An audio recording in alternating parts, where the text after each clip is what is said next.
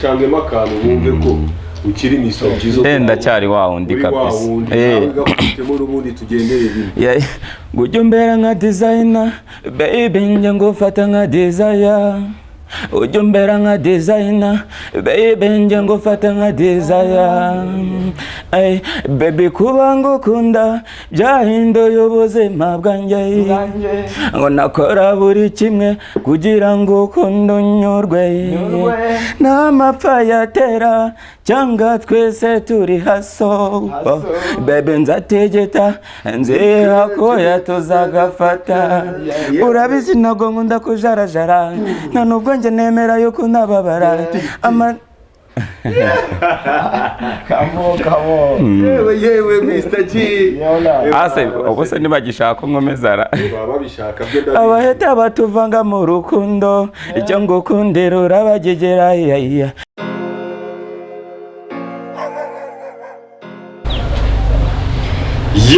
Yap ni Kasuku Record Studio nk'ibisanzwe twagarutse rero n'ibiganiro byacu ikiganiro akaba ari interview show nababwiye yuko ari ibiganiro Kasuku Studio igirana n'abahanzi batandukanye cyane abakorera umuziki wabo muri studio yacu ariyo Kasuku Record Studio.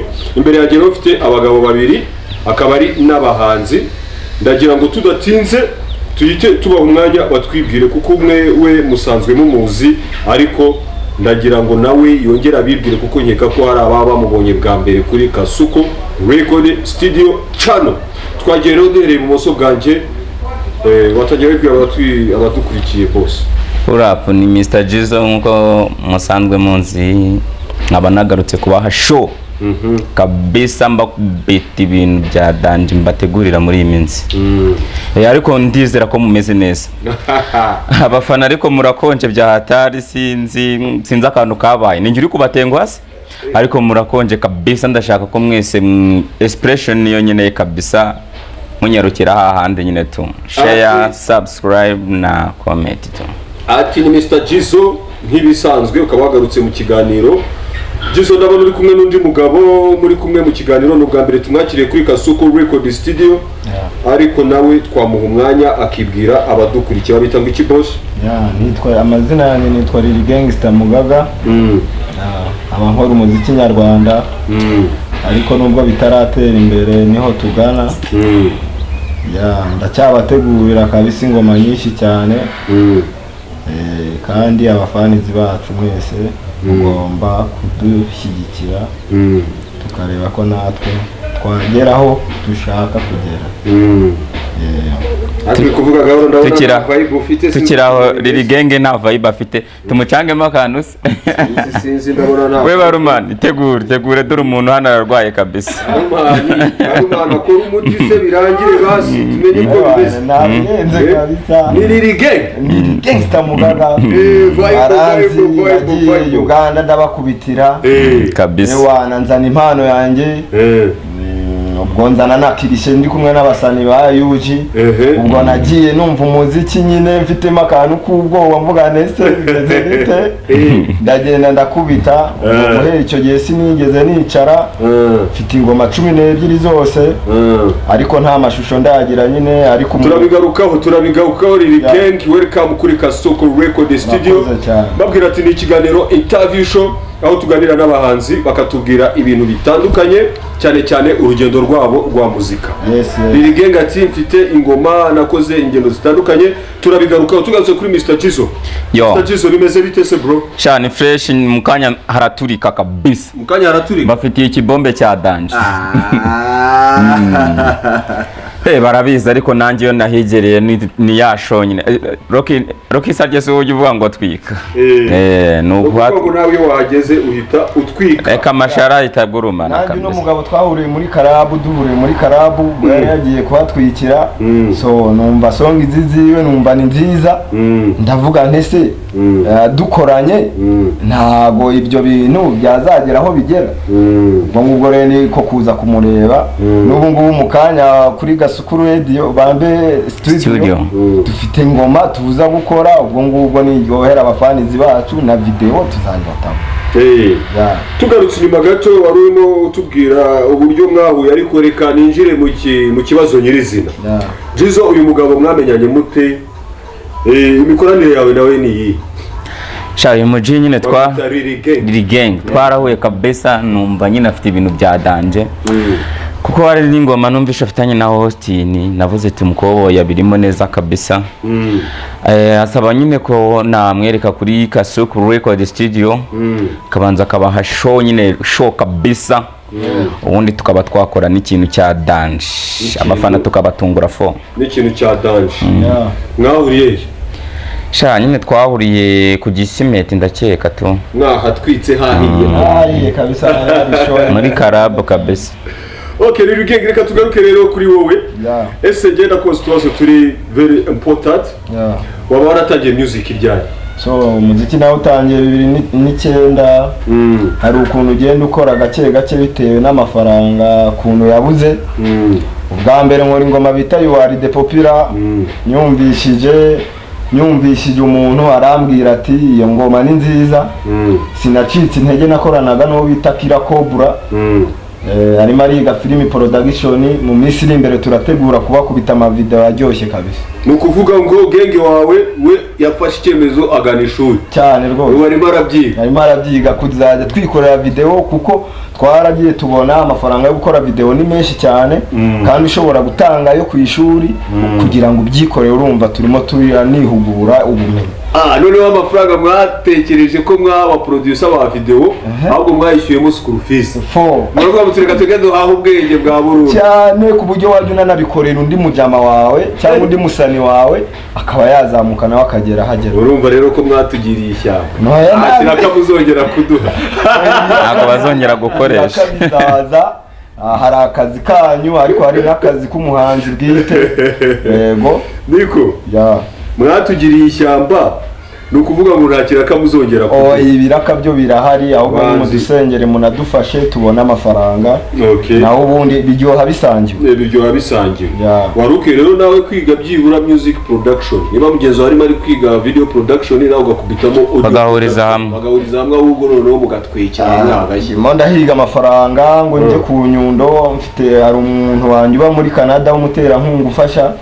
Ubwo rero yarambwira ati nyuma y'imyaka 2 ndashaka kujya kwiga. Kuko iyo ukoze ibintu wize bigenda neza. Ntaguhuzagurika kuzamo. Ubwo ngubwo rero nabyo mbirimo cyane rwose. Okay. Hanyuma ati umuziki murimo neza kandi mfite na genge wanjye dukorana. Hanyuma ubu tuvugana wari urimo utubwira ku bijyanye n'ibihangano byawe. Ufite indirimbo zingahe zikoze zimeze neza ushobora kuzamura stage kabisa? Mfite indirimbo 12. 12 ariko nta video nimwe mfite. Ariko nditegura kubatama amavideo kabisa. Amavideo meza cyane. Ubwo ngubwo ni yuno munsi ni ya 13. Ubwo ngubwo abasani banjye tuzadukorana n'uyu muji wanjye hamwe n'ongo Kira Cobra. Ndibaza ko ibintu by'abantu batatu n'ibintu by'umuntu umwe ntabwo bidindira kimwe. Nukuvuga ngo abari mitandukaniro y'abantu bakize ingufu hamwe bagera kuri byinshi. Imana irabasanga. Okay. Hanyuma izo ndirimbo uko ari 12. Wazikoreye muri studio imwe cyangwa wagiye ukora imiziki itandukanye? Zose wazikoreye hano mu Rwanda no waratembereye cyane? Kwa DON muri Uganda yankoreye indirimbo bita Batunyoma. Ubwo bishatse kuvuga iki? Batuvuga. Batuvuga. Ubwo zukuru ngiye numvaga nabivuga. Navuga ati batuyomba. Byose ni kimwe ariko nibivugitse kimwe. Aho ni mu Kirundi rero. Bishobora mu Kirundi cyangwa se mu Kigande wene siko babivuga ariko bijya guhura nabyo. Ubwo izindi 7 ni Mico The Best yazinkoreye. Yari GM Record hari Nyamirambo. Hari n'izindi ngoma afite ku Gatabye mu Gatsata. Ubwo byose nimara kubikora ama video byose muzajya mubona uko bigiye. Nukuvuga ngo hari indi mizigo ufite ikiri muri studio itaraso nyinshi cyane no kuri Kigali Record ndayifite kabisa. Okay. None se ko numva ujya mu ma studio menshi atandukanye, kuki nta studio nimwe wigeze uhitamo uvuga utireka nkorane nayo ibihangano byanjye banabikurikirana? Erega buriya sorry kuba mbikubwiye. Muri aba producer bagira touch zitandukanye. ni ukuvuga rero ngihura n'abaproducer batandukanye kugira ngo uzametirize igihangano cyawe ugiproject uvuga uti ngiye gukora ingoma iraza imeze gutya bitewe n'uko producer ndamwizeye nanjye ndiyizeye na repetition nakoze ndazizeye ukuvuga ngo nuko icyo utigeze uhitamo studio imwe ngo ikubere iki impamvu nahisemo studio imwe nuko tuba tugenda ahantu henshi hatandukanye urumva niba ndi Kampala ngomba kujya kwa Digo ni kwa John Black urumva niba ndi mu Rwanda nkaba ndi hano i Kigali ngo nshobora kujya muri High Five muze kwa Mr Kagame nshobora kujya kwa Element bitewe n'amafaranga mbese icyo tubura ni amafaranga tutaragerageza ibiceri nibyo bikurikira nibyo bikubwira studio ugomba kujya kandi nanone ufite akandi kazi ukora ukuraho ya mafaranga kugira ngo ujye muri studio. Okay aho ngaho ndakumva neza. Tugarutse kuri Mr Jizo bimeze bite? Shani fresh kabisa. Werukana mu kiganiro utubwira kuri gutegura video clip y'indirimbo yitwa Your Love. Your Love. Yes. Nibyo cyangwa ntabwo ari? Habaye ikibazo nyine cyo kibitaramo nyine cyo kujya guperforminga umwanya wa mukeya ariko amafoto ya mbere n'amashusho ya mbere narayafashe kabisa ariko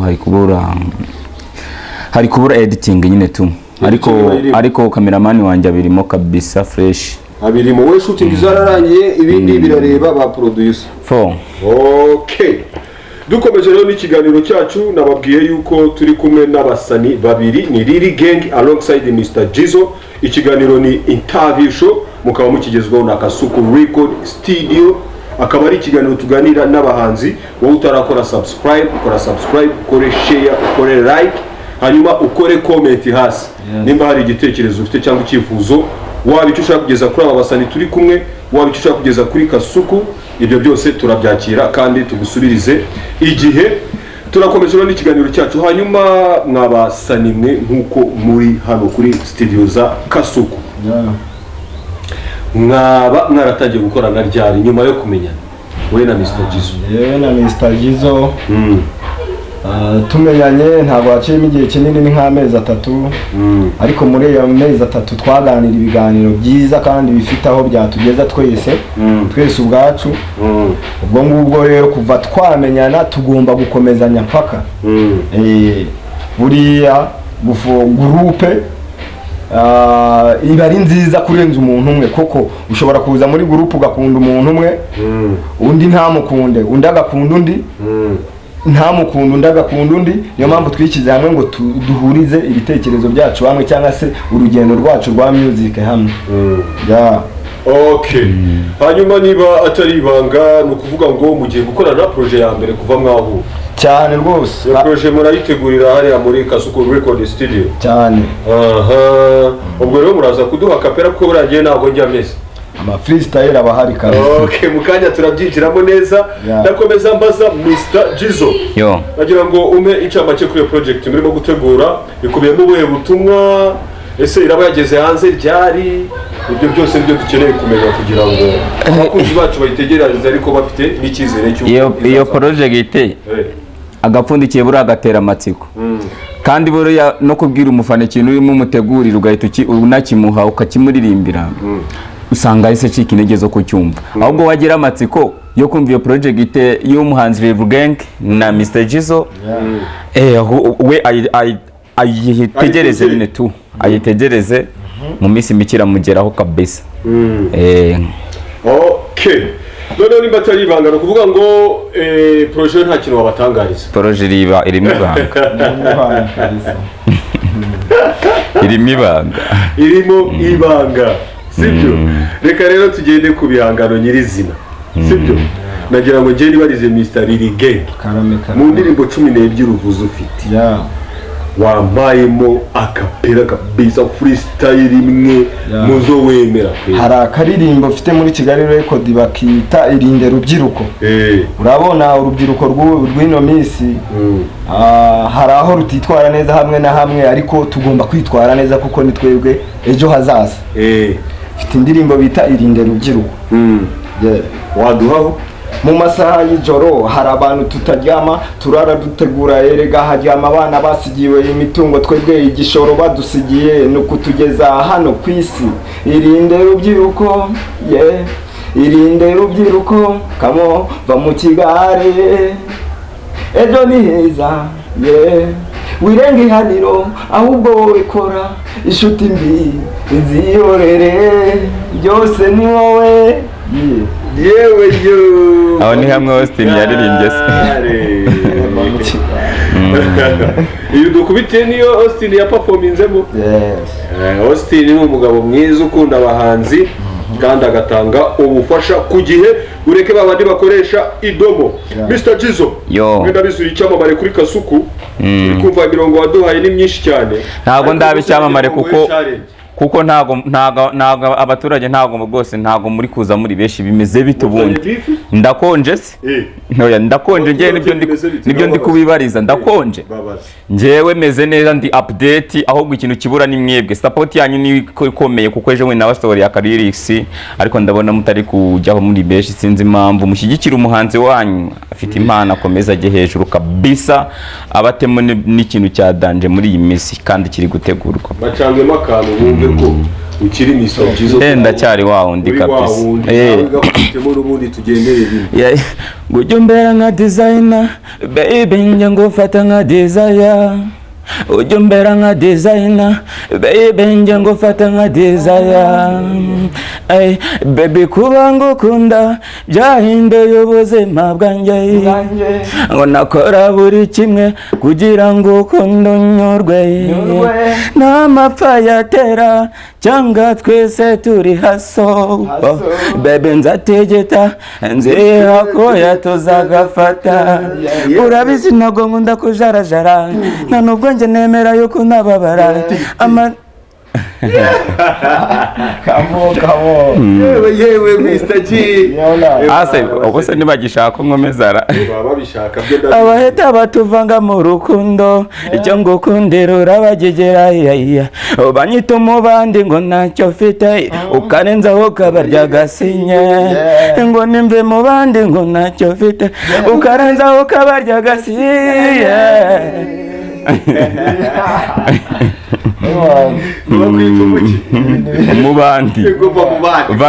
umubandi va mu bandi ujya umbera nka designer ibenge ngufata nka desire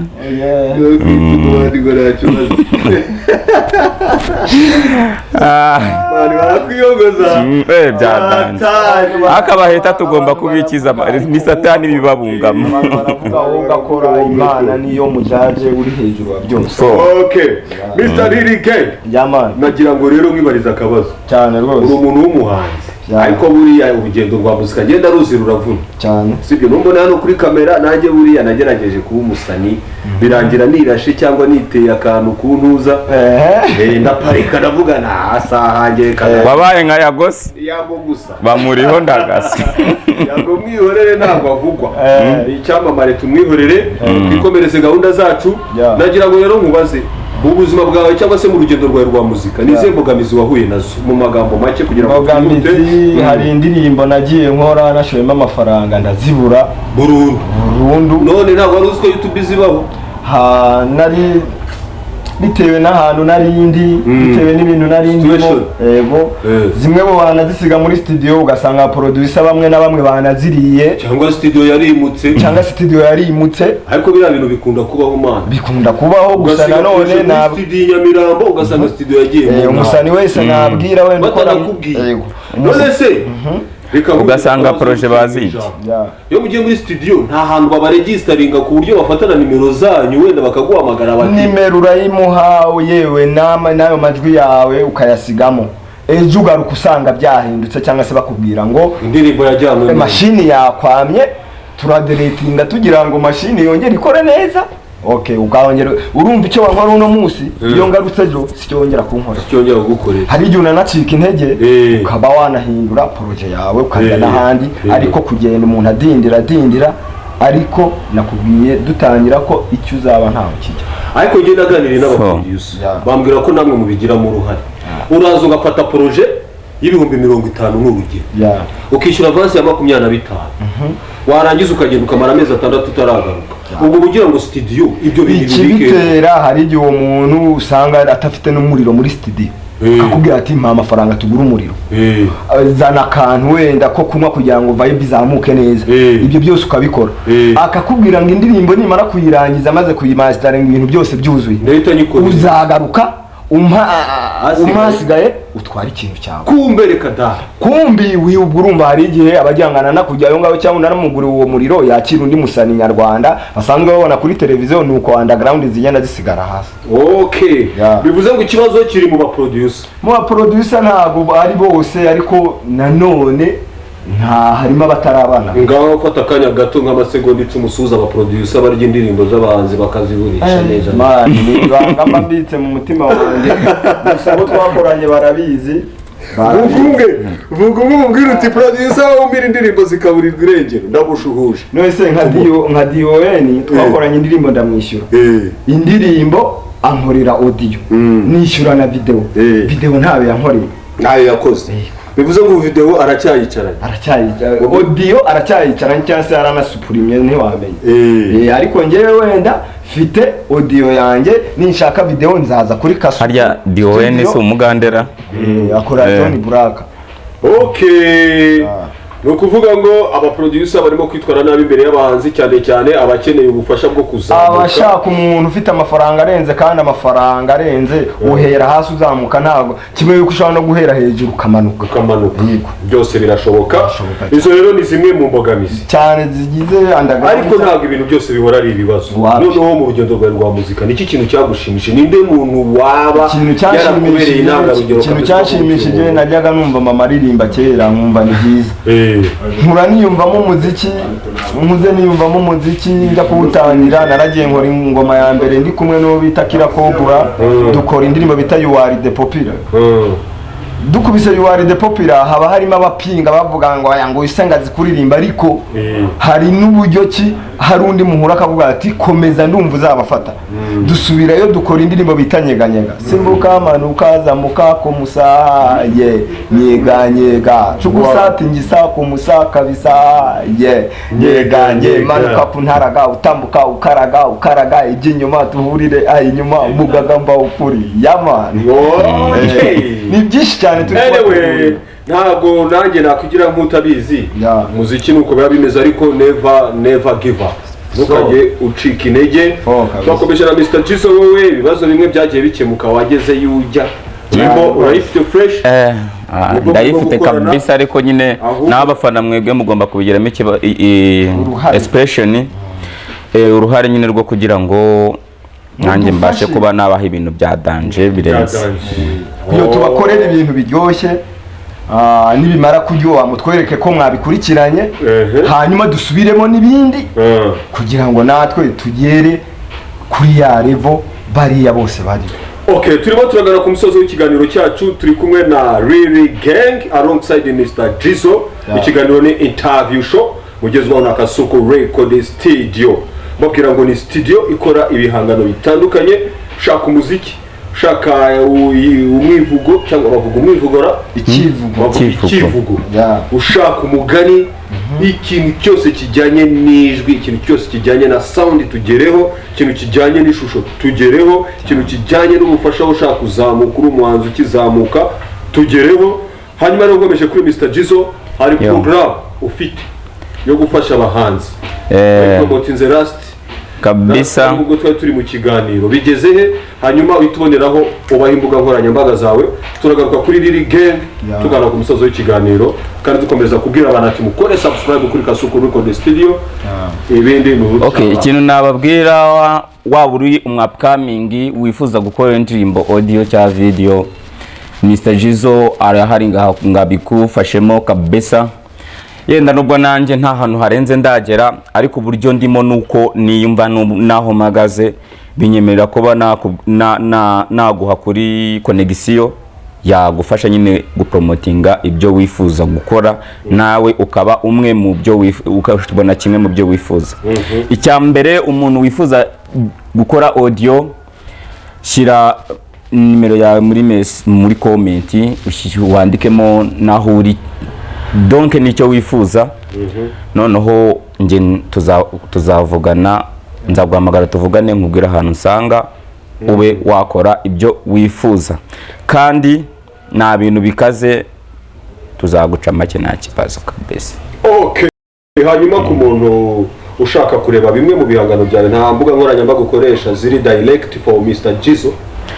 Okay, icyambere platform ya mbere YouTube, ya kabiri ni page Facebook ni Mr Jizo, Audiomack ni Mr Jizo, Spotify ni Mr Jizo, na Instagram mugiho mu following kabisa. Narifite aba Instagram 10,000 birangira konti yanjye yibrotse ukuntu, ariko ubu ngubu natangiye indishya nabonye hagezeho 500, ariko mwihangane byibuza tugire nk'ibihumbi nka 5 kabisa mu following. Okay. Ikindi cya kabiri mbabwira nuko mbakunda cyane, kandi indirimbo yanjye mbashimira ko yatraininze mwayigejeje ahantu henshi. Indirimbo Imiti njya ninacana ahantu bari kuyumva bari kuyicuranga kabisa. Ikintu cya mbere mbashimira nuko muri kuyitrainingisha kabisa bya hatari, nta nubwo nanabavamo ntayibaririmbeho kuko ndabakunda cyane abafana, nimwe mutuma tugira aho tugera. Okay. Kabisa munyarukireho mukore subscribe, share kuri Kasuku Record Studio Mr Jizo, tubahe show. Tugana kuri Riri Gang, hanyuma Mr Jizo araza kudusoreza ikiganiro duha akapera k'iyo ndirimbo ye yakunze cyangwa se yakunzwe n'abantu batandukanye. Mr Riri Gang, uyu ni umwanya ugana ku kiganiro ku musozo. Nagira ngo ufate akanya gato amasegonda 10-15 ubwira abantu imbuga nkoranyambaga bakubonaho. Ni kuri YouTube, amazina ni Riri Gangster Mugaga. Mukanyarukiraho, ugajya muri commentaire, ukajya kuri like, ugakanda kukazogera ubundi tukiziyurira indege zo bundi nyine. Yewe naho ubundi kuri Facebook naho ni Riri Gangster Mugaga, undi ndikira ko bura nyine wo dukorana. Ariko ubu ngubu tugiye kuba batatu, igisigaye no kumuhuza n'uwo wundi tugakora ikintu kimeze nka groupe gikubi tukabatamo. Okay. Uyu mwaka ni mofa y'abatwitegura. Uyu mwaka ni mofa y'ababitegure. Hanyuma ubu tuvugana indirimbo zitarakorwa twavuga ziri mwikaye. Ni nka zingahe Mr Riri? Ni nyinshi cyane. Ni nyinshi cyane. Ni nyinshi cyane. Hari ingoma wese ngubu ngutunguye. Hari indirimbo shasha tugomba gushyira hanze hamwe n'uwo muhungu wanjye bayita Mpanguhe. Mpanguhe. Nguhiki. Abantu benshi bakunda ko wabaha ariko bo bataguha. Mbere yuko reje nguha nawe banzu mpe. Shandaga. Namo ngutema. Ati mwabi namase mukabisigamo. Abantu benshi baba bumva ko we wabaha bakigendera. Bari bakigira ibiti. Bakigendera. Kandi nawe baguhaye mwagumana. Arenda shaka abantu tugumana. Indirimbo yitwa Mpanguhe. Yo nyitegeranyije amatsiko mbagare ngo ni Kasuku Record Studio. Wowe utarakora subscribe, kora subscribe, ukore like, kore share, kore comment, uvuga icyifuzo cyawe. Muhanzi ukizamuka genda kuri platform za Mr Jizo. Ni Mr Jizo kuri YouTube channel ye, kuri Instagram, Audiomack, Mudundo, hose uramusangaho ibihangano bye biriho. Hanyuma niba umukeneye wohereze nimero yawe muri comment, azaguhamagara muhuze aguhe ubufasha wifuza. Hanyuma tugana ku musozo ndagira ibibazo byihariye mbaza abahanzi. Nagira ngo baze wenda twihuta kugira ngo tusoreze kuri Mr Jizo duha ko kapera. Do you have girlfriend cyangwa se ufite umufasha mu bana? So ngewe mfite inshuti biri aho ngaho, nimbere inshuti nyashuti nzanayishyira mu mago. Okay. No kuvuga ngo ufite inshuti muracyapanga neza fresh, ntabwo ibyo kubana biragera. Hanyuma niba atari ibanga se watubwiye akazina ke? Zina giwe nta mazina nkanda sanga. Bimwe mu mazina ye menshi afite. So amwita Janet tu. Janet. Hewe ko yitiranwa n'uwangize. Ubwo yaguteye gapapu nyine. Okay. Yaguteye gapapu. Hari turamusuhuje. Riri Gang twaba turi kumwe mu kiganiro kuri Kasuku Record Studio. Janet hi. Komera cyane. Hanyuma tugana kuri Mr Jizo. Mr Jizo yarambwiye ngo abakobwa arabahabuka. Nuswa asanga intambara gukandagiye bro. Sha buriya reka nkubwire urugendo rwa music. Rubamo inshuti nyinshi. Yaba abakobwa yaba abatipe umuntu wese bayumva mwabishuti kandi yabiteye n'ibibazo kabisa. Banze nguraburiza ahangaha abakobwa nahuye nabo muri kumwe ku Nganji bare mwari murimo muvuganira iki kandi ko ari abakobwa bara n'abantu basanzwe nabonaga bagutanga mbafana nk'abafana bamwe banze no gutaha ngo paka usohoke bamwe bazatubera ababyinnyi kuko bari mbafata nk'abafana nabidanje kandi wambwiye kudashobora vugana n'umufana ku kintu kijyanye n'urukundo kare yenda ashobora kumwereka urukundo bitewe nuko nyine ngira ngo nyine bitewe nuko nawe ankunda burya umuntu ugukunda nawe uramukunda ariko ukamukunda byihare bitandukanye nuko abitekereza. Okay nje nabonye bakugose abakobwa bagera go mu ijana ndavuga se none harayita mate kandi n'abandi nta bidanje abana bakunda gusura rero usare reka abana nta bidanje man bana basani mubaho neza man ntago zista na abanyamakuru se abanyamakuru banza babanga koko abanyamakuru babanga ntago zistarago turya rero uzi kuva utuye ukajya kuri studio n'amaguru bro aravuga ngo abanyamakuru barabanga abanyamakuru ntago batanga umunyamakuru wa kwanza umuvuge n'izina hano akase nakwiriba mbavuga bose mani nabitanje basuze cyangwa bakati ndabemera cyane ariko murado promo ubu se kujyana indirimbo bakayita mu ikarito ubwo akakubwira ngo indirimbo ni nziza ruswa ngariko rero indirimbo ni nziza zero trap newe yabakatiye nkamwemera ubundi anyway reka rero tugare ku musozo w'ikiganiro cyacu duhako kapera nk'amasegonda 2 hanyuma tuze gusoza ikiganiro cyacu tumeze neza dufite vibe. Kora subscribe kuri Mr Jizo Kasuku Record Studio. Ndabemera kabisa abafana banje mwese mukore expression muhanzi wanyu azamuke uko mu micyubahiro ndi gukora performance mujye mu manicyubahiro kuri platform zanje. Okay. Yeah, isho Mr Jizo once again.